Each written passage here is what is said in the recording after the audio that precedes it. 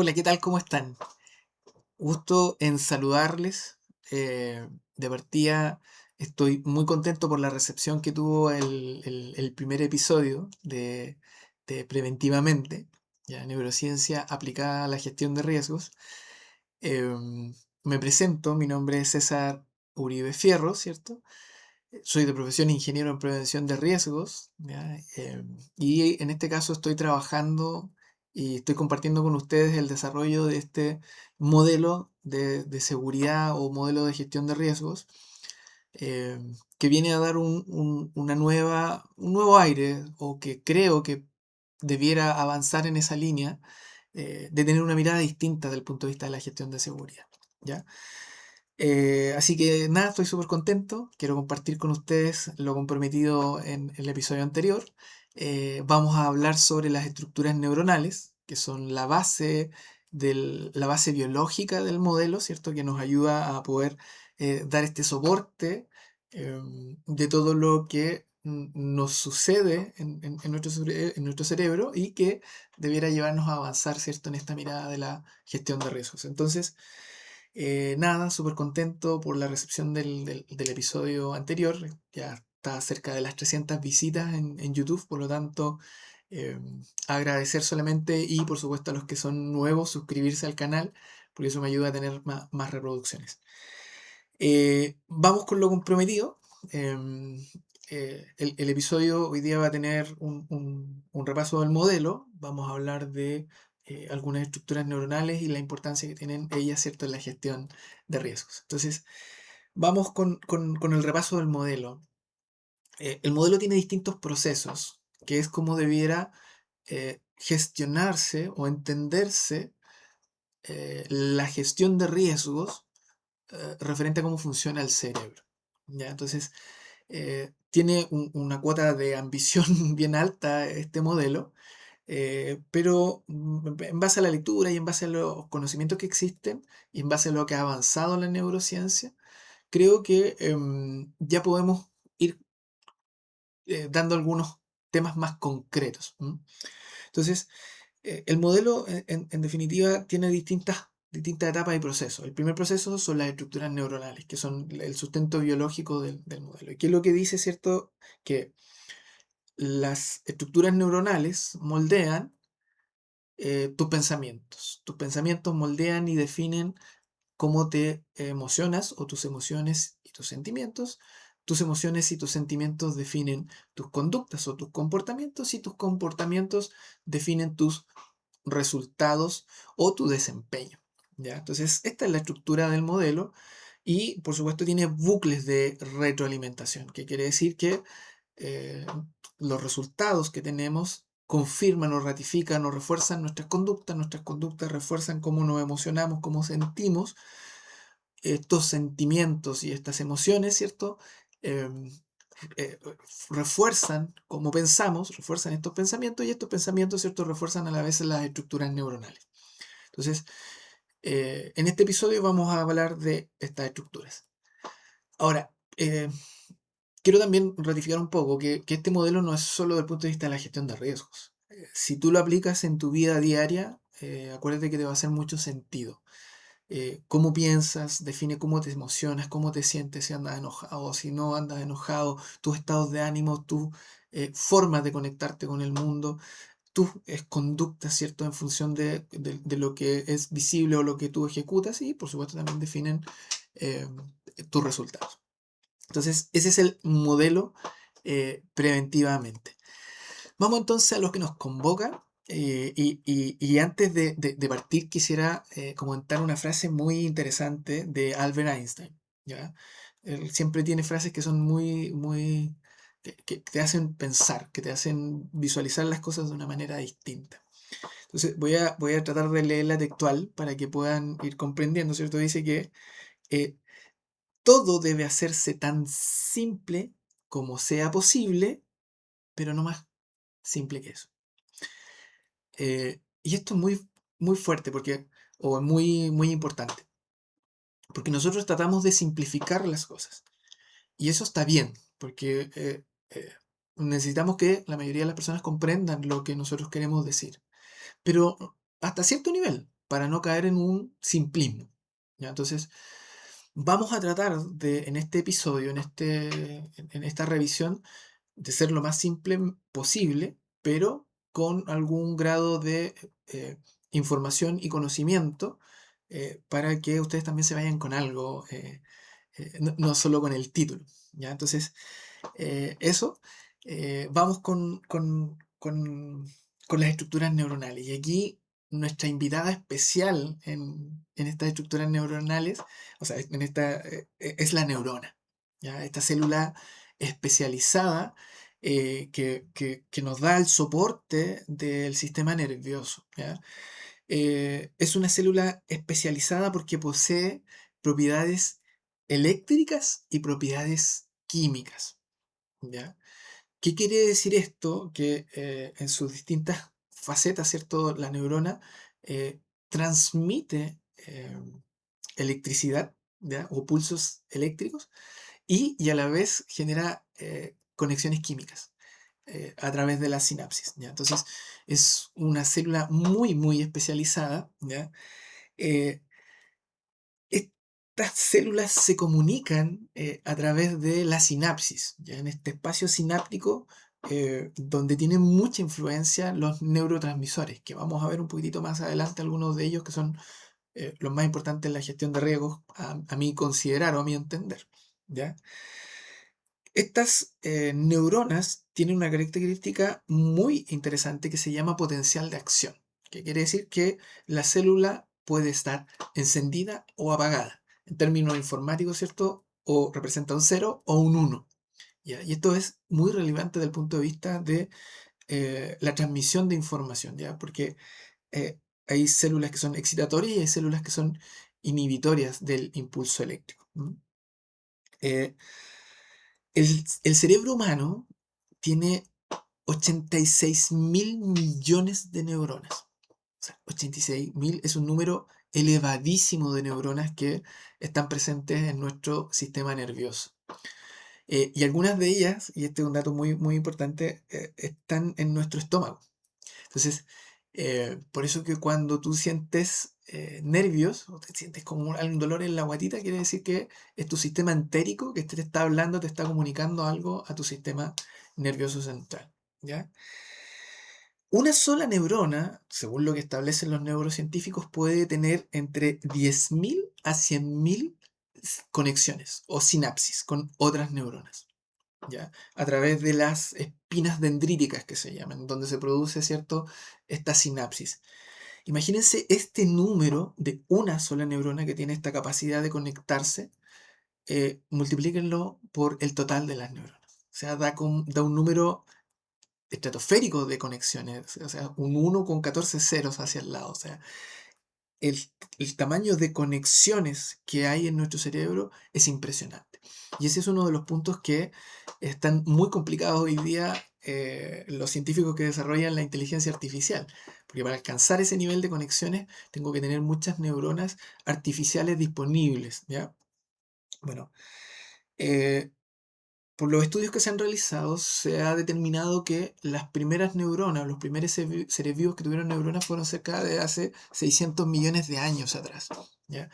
Y están asociados a los procesos evolutivos de ir perfeccionando estos mecanismos de poder llevar la supervivencia del ser vivo, en este caso a través de los conceptos de la homeostasis. ¿Mm? ¿Qué otro tema importante de las neuronas? Es que hay una ley que se llama ley de Hebb. ¿Qué es lo que dice esta? Que las neuronas no funcionan solas, no se conectan entre dos, sino que se conectan en grupos de neuronas, ¿ya? Y lo que forman redes neuronales. Y esto es fundamental para el aprendizaje, ¿ya? Para la creación de hábitos, porque estas neuronas se conectan juntas, se potencian juntas, lo que hace que cuando yo rememore, cuando vuelva a realizar esa misma actividad o cuando vuelva a realizar ese mismo trabajo, estas neuroconexiones son más fáciles, por lo tanto se hacen de manera más automática. ¿Ya? Y eso es el aprendizaje, o lo que se denomina la neuroplasticidad que tienen estas neuronas. Se conectan o se pueden desconectar en función de el uso que les dé. ¿Ya? Y eso es fundamental desde el punto de vista de de seguridad, esta neuroplasticidad del cerebro. ¿Ok? Ahora, otra de las características que tiene nuestro sistema nervioso, ¿cierto?, de nuestro cerebro es que el consumo de energía es alrededor de una ampolleta de 20 watts. Y ese también es otro de los desafíos que tiene la inteligencia artificial en el consumo de energía, ¿ya? Porque nuestro cerebro consume muy poca energía, muy poca energía. Entonces, no así la inteligencia artificial que consume bastante energía. Entonces, eso es lo relevante, esa es la neurona, ¿cierto? Estos son algunos de los datos básicos de la neurona, pero es muy relevante porque, como se los mencionaba, es el soporte biológico del modelo. ¿Ya? Entender cómo funciona la neurona, entender la neuroplasticidad es fundamental para el modelo. ¿Ya? Eh, Otro punto que es relevante desde el punto de vista de la gestión es conocer que el cerebro tiene distintas lóbulos. ¿Ya? Eh, en total vamos a hablar de que tiene 6 lóbulos que son los más relevantes. ¿Ya? El primero es el lóbulo frontal, ¿ya? Que está aquí en la parte de la frente. Algunos tenemos más frente que otros, pero es en la parte delante, ¿cierto? El lóbulo frontal. Este lóbulo frontal aloja todo el proceso de planificación, el pensamiento racional, el pensamiento planificado, ¿cierto? Se le conoce como el órgano de la civilización debido a que nos ayuda a tener el control de nuestros impulsos, nuestro control de la empatía, ¿cierto? El control social de, de lo que desarrollamos, ¿ya? O de la vida en sociedad. Entonces, es fundamental este lóbulo. ¿Ya? Eh, Está el lóbulo parietal, ¿cierto? Que está en la parte superior, aquí arriba, y este es el encargado de el mapa sensorial, donde llegan todas o toda la información asociada al dolor, al tacto, al espacio, ¿cierto? Al control del espacio donde vive, ¿cierto? O vivimos nosotros. Entonces, en la interacción con el medio, ¿ya? Está el lóbulo occipital, que está aquí atrás. Este es el encargado de la visual, o sea, procesa la información visual que envía nuestra retina, nuestro ojo a través del nervio óptico y llega al lóbulo occipital. Está el lóbulo temporal, que está alojado aquí al costado, ¿cierto? Donde está, bueno, y tiene relación con la audición, tiene relación con el equilibrio, tiene relación con el lenguaje, tiene ¿cómo se llama? Relación con las emociones y con la formación de recuerdos, ¿ya? Donde está la amígdala, en la parte interior de este lóbulo. Por lo tanto, es también muy relevante desde el punto de vista de la gestión. Y está la ínsula, que es un lóbulo que está más interno en el cerebro, más en el centro, y este procesa la información visceral que llega a nuestro cuerpo, ¿cierto? Y nos avisa cómo estamos internamente. ¿Ya? Entonces, estos son los lóbulos del cerebro. La integración de estos lóbulos nos ayuda a la gestión de riesgos. O sea, ¿qué es lo que pasa, por ejemplo, cuando estamos sometidos a mucho estrés, cuando estamos sometidos a altas presiones, cuando estamos sometidos a grupos, por ejemplo, cuando hay una evacuación masiva por un incendio, o cuando hay una protesta, o estamos en un grupo y se genera un nivel alto de emociones, se pierde el control del lóbulo frontal. Y por eso muchas veces las personas hacen cosas que uno dice, pero ¿cómo hizo esto? ¿Ya? Se produce la pérdida del lóbulo frontal y toma el control otras partes del cerebro. ¿Mm? Pero eso es importante que lo conozcamos. ¿Ok? Otra de las condiciones o de los procesos que ocurren dentro de nuestro cerebro está asociado a los neurotransmisores. Y aquí hay un tema muy importante desde el punto de vista del modelo. ¿Ya? Estos neurotransmisores nos ayudan a poner atención a la percepción, al aprendizaje, a la defensa. Vamos a ver ahí el detalle de algunos. O sea, yo voy a mencionar 7 aquí que creo que son los más relevantes desde el punto de vista de seguridad. Entonces, vamos a partir con uno que es muy conocido, que se llama la dopamina. ¿Ya? La dopamina es un neurotransmisor que está, o neuromodulador, ¿cierto? Que está asociado a la recompensa, a la motivación y al aprendizaje por refuerzo. Hay un experimento que se hizo en los años 50 asociado a unos ratoncitos que le pusieron unos electrodos en el cerebro y le enseñaron a apretar una palanquita que generaba un impulso eléctrico en los centros dopaminérgicos o donde se elevaba la dopamina. Y el ratoncito cuando lo apretó, ¡pop! ¡Pop! Sintió una anticipación de placer.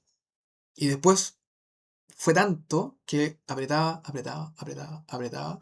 No comía, pusieron hembras dentro de la jaula, ignoró, no tomó agua y fue tanto el nivel de que apretaba esta palanquita que al final terminó muriendo.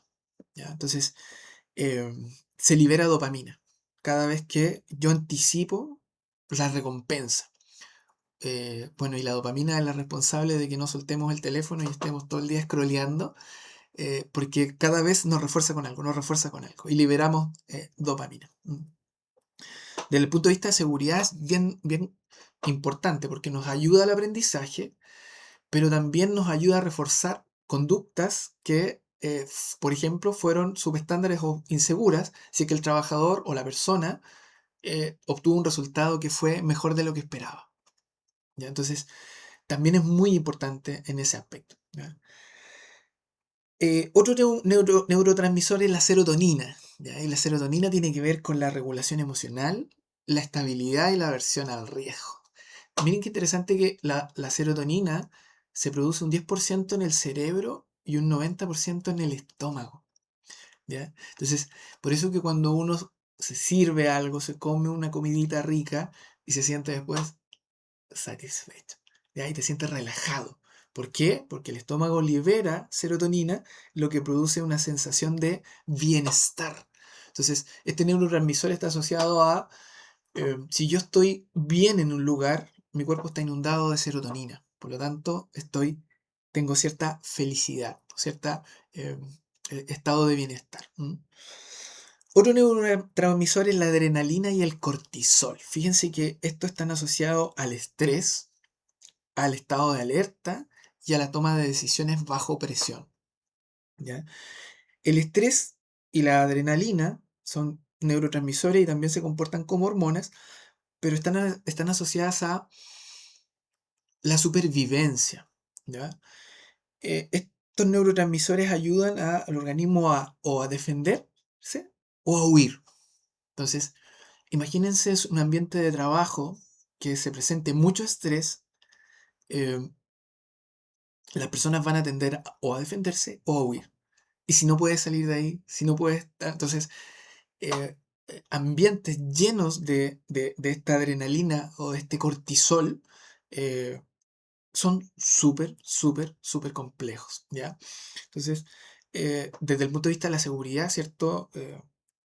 El nivel de estrés en un equipo de trabajo es muy relevante porque te puede llevar a tomar malas decisiones. Hay dos neurotransmisores más que quiero revisar, o sea, tres en realidad, pero vamos a centrar en uno que se llama el GABA y que es el freno biológico del riesgo y la impulsividad. ¿Ya? Y este lo vamos a asociar también al glutamato, que funcionan los dos equilibrando, porque el glutamato está asociado a la excitación de las neuronas y el GABA a controlar este nivel de excitación. Entonces estos dos se mantienen en el equilibrio, tanto el GABA como el glutamato. El glutamato ayuda en el aprendizaje, ayuda en la neuroplasticidad, ¿cierto? Y ayuda en la amplificación del riesgo, en la amplificación de ciertas emociones.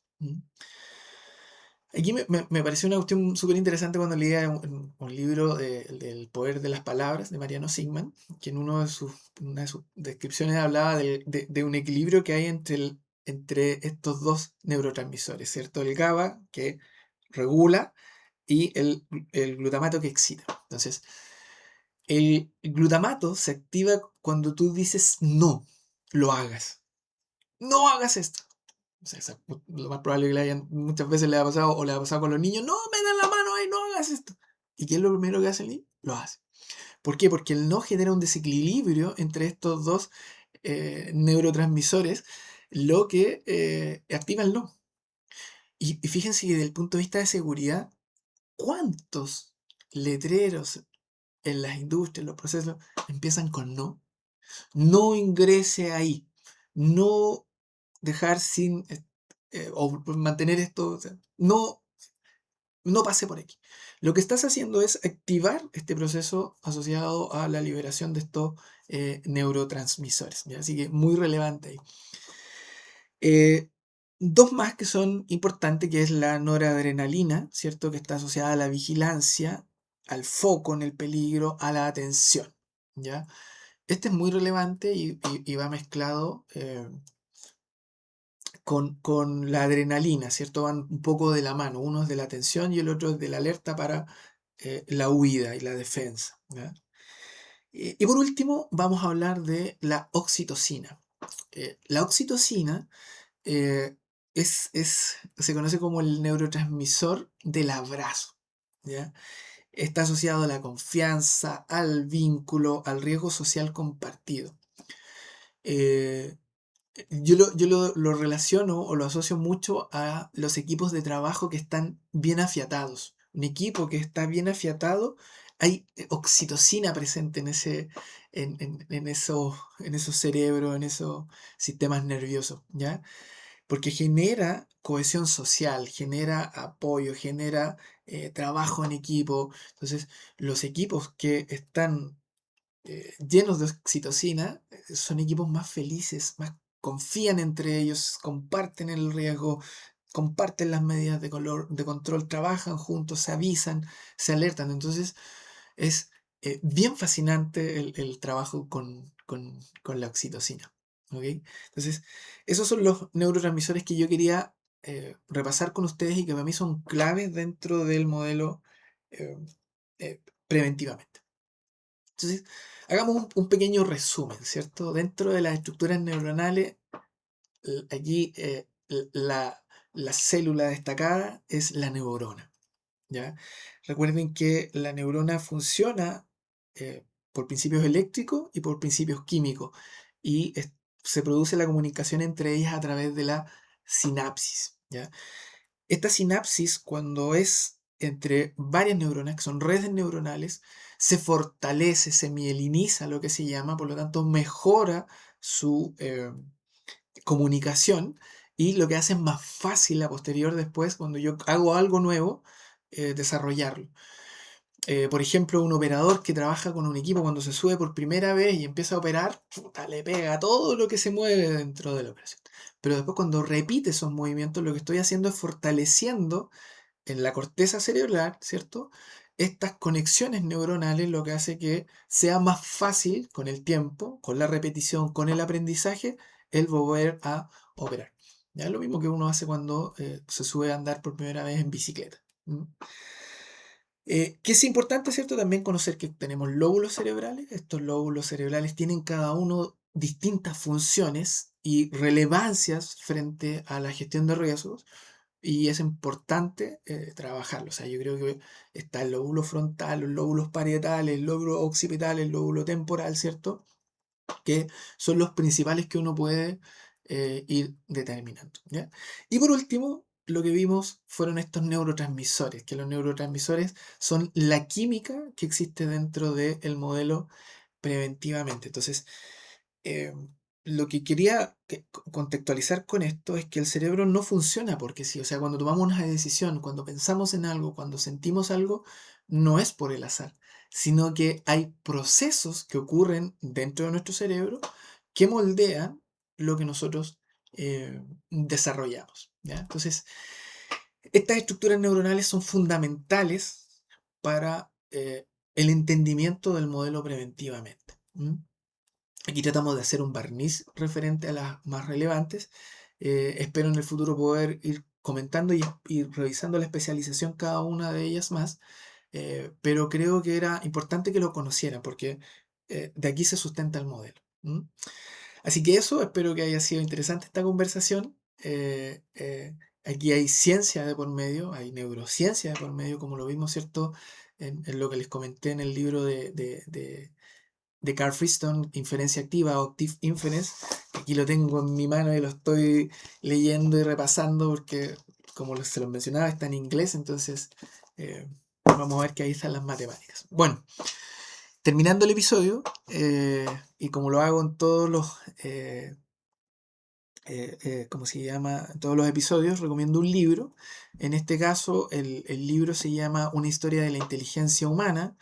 Está escrito por Max Bennett y él habla de, aquí lo tenía seleccionado ya, que la evolución de la inteligencia pasó por 5 etapas. ¿Ya? La direccionalidad, donde están los primeros seres bilaterales, el aprendizaje, el refuerzo y los primeros vertebrados, ¿cierto? Estamos hablando de que la direccionalidad fue hace 600 millones de años atrás cuando aparecieron las primeras neuronas. El aprendizaje por refuerzo, la simulación, ¿cierto? Y los primeros mamíferos, la mentalización y los primeros primates, y aquí se conoce como la teoría de la mente. O sea, nosotros eh, somos conscientes cuando conversamos con alguien que esa persona está pensando, ¿ya? Entonces yo sé que esa persona está pensando y eso se denomina teoría de la mente, ¿ok? Y somos pocos los animales que podemos llevar ese proceso adelante. Y por supuesto, ya el último avance que es el habla, eh, y que es de los asociados a los primeros humanos, y estamos hablando hace 100.000 años atrás, no más que eh, donde apareció el género Homo sapiens, en realidad. Así que les dejo este libro, que se llama Una historia de la inteligencia, los 5 avances de Max Bennett, ¿cierto? Un libro muy interesante, muy práctico para poder entender cómo funciona el cerebro y los desafíos que tienen los científicos de la inteligencia artificial para poder ir avanzando en esa dirección. Así que eso, muchas gracias, espero que les haya gustado el episodio. Eh, el, el próximo episodio vamos a hablar de los pensamientos, o sea, cómo estas estructuras neuronales generan lo que pensamos, ¿ya? Y ahí vamos a ir conectando cada uno de ellos. Así que nada, muchas gracias, que estén muy bien. Nos vemos en el próximo episodio de Preventivamente Neurociencia aplicada a la gestión de riesgos. Saludos.